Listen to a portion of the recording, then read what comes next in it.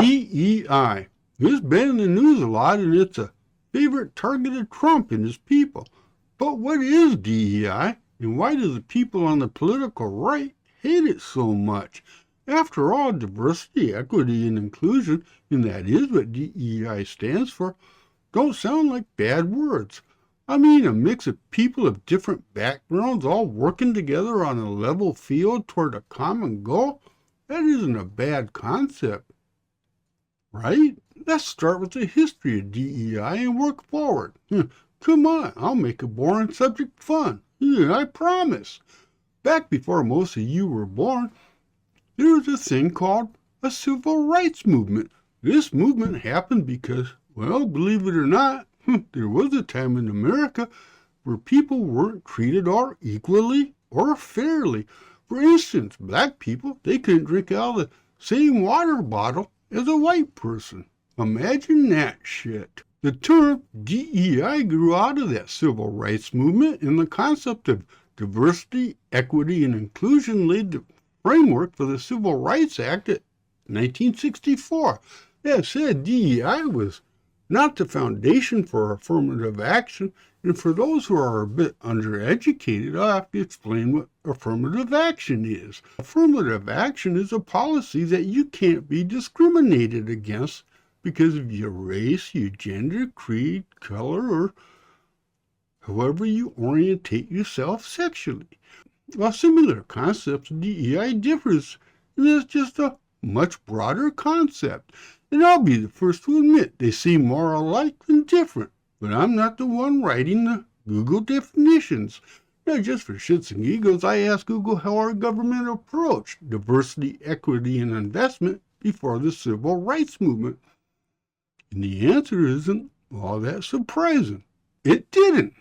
Like those minorities serving in our armed forces didn't get any equal treatment till President Truman's executive order ordered that equality in 1948. Kind of funny that equality has to be ordered, don't you think? Or if not funny, maybe tragic is a better word.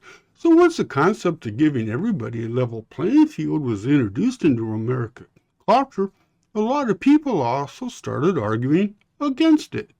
How did it affect the average American, rather the average white American? Well, those in the South were pissed, especially in the Deep South in Mississippi, Alabama, and Louisiana. And when I say pissed, I mean pissed. Now, there are a lot of pissed off white folks up my way as well. While the northern response might have been a bit more subtle than our southern friends, they weren't necessarily happy about those black folk that wanted to get their foot in the door where we all worked. All pissed over giving people a level playing field. From a personal perspective, in the 70s, there was a lot of pissed off people talking about how the black man was coming for the white man's job. But that was basically because minorities had started suing people under the Civil Rights Act, and they were winning, changing the American workforce. What came along with people suing under the new Civil Rights Act was training. Training in how not to get sued. Almost all the training in the 1960s was toward how not to racially discriminate in your hiring practices. And that was basically often a list of do's and don'ts. In the 1970s, that training was confrontational. Confrontational in the sense of encounter groups, which was an actual thing. You get a bunch of black folks in a room with a bunch of white folks and let them go at it. Talk shit out. Now, none of this is a bad thing. Leastways, that's my opinion, and I'm sticking to it. But know that the new attitude of all-out equality here in the USA just didn't apply to blacks, but also to gays, lesbians, others as well, even women. And come the 80s and 90s, well, maybe that's when the shit started to change for DEI. And that's because training models shifted from a list of do's and don'ts and encounter groups to all-out education and attempting to understand different cultures, what bias is, and all the advantages of working together. It was a mix of shit. Now, before we get to the last 25 years of diversity, equity, and inclusion, know that DEI has never been easy in this nation. Facing opposition in 1884 by Ronald Reagan, who wanted to abolish it, or at least do away with affirmative action. And then there was a moral majority of the 90s who was just against anything and everything that wasn't white or religious. So here we are at the turn of the century, and suddenly people are looking around and notice that we've become a multicultural nation, a nation of many, a nation of diversity. And with multiculturalism, DEI training became broader and might be where the wheels started to fall off.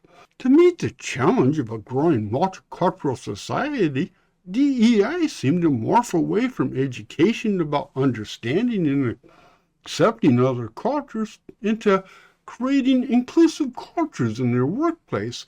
In essence, meaning training was more action-orientated and that they, whoever they is, wanted to include that systematic change into the workplace, which to me sounds like ripping off a Christian poster off the wall and replacing it with a Muslim poster. I don't know, maybe I'm wrong, maybe I'm misinterpreting it. I don't know. But with the rise of Black Lives Matter and the growing support of the trans community, a lot of white people started asking, hey, what about me? And I haven't even talked about how DEI has helped a lot of women in the workforce. Diversity, equity, equality, and integration, those are not bad things, especially when you live in a nation that's multicultural. We are. I mean, maybe not so much in bumfuck Nebraska, but hey, the rest of the nation in our larger population centers, I'm sorry, but we are diverse, very diverse. And that's not a bad thing. This is where I'm at. Do I think we went overboard a little bit? Yeah, maybe a little bit we did. But that's a natural tendency. Growing pains. Does that mean you get rid of all DEI initiatives? Fuck, not by a long shot, man. I think you have to respect them. I think you have to respect the philosophy and always be looking at the implementation of that philosophy. But, just, you can't I'm sorry. My mind is not big enough smart enough to understand what the opposition is to people being diverse, to a nation that's being diverse, asking for a level playing field for everybody. But easier to understand when I do a shot tequila.